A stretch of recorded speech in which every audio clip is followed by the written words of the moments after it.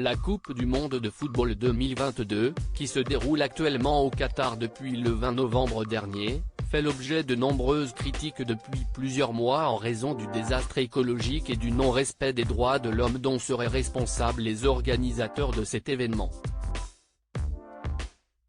Ainsi, l'envie de la boycotter s'est emparée de beaucoup de monde, à commencer par la maire de Paris, Anne Hidalgo, qui décidait il y a quelques semaines de ne pas installer des écrans géants qui diffuseraient les matchs du tournoi dans sa ville. Une décision qui n'avait pas plu à l'animateur de l'émission Touche pas à mon poste sur C8, Cyril Hanouna. De nombreuses célébrités, comme Vincent Lindon, avaient annoncé qu'elles boycotteraient la compétition.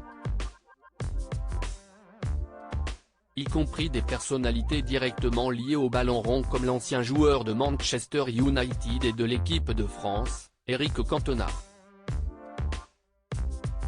Ce dernier avait expliqué son choix sur sa page Facebook, à travers un long communiqué. On parle de chanter devant des millions de personnes, je ne regarderai pas un seul match de cette Coupe du Monde. Ça me coûte parce que depuis que je suis gosse, c'est un événement que j'adore, que j'attends et que je regarde avec passion. Mais soyons honnêtes avec nous-mêmes. Cette Coupe du Monde là n'a aucun sens.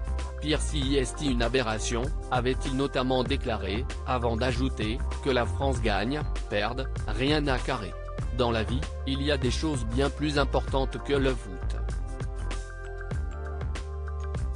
Des stars de la musique comme Shakira, Dua Lipa ou encore Rod Stewart, ont également décidé de boycotter cette Coupe du Monde, en refusant notamment de chanter pour l'événement. Ce qui n'est pas le cas de Gims, qui interprétera son titre Arbo en compagnie du chanteur portoricain Ozuna, lors de la finale le 18 décembre prochain. Ce deal la FIFA me le propose il y a 2 ans, si le confinement, on parle de chanter devant des millions de personnes, ça ne se refuse pas, s'est-il justifié ce mercredi sur France Inter.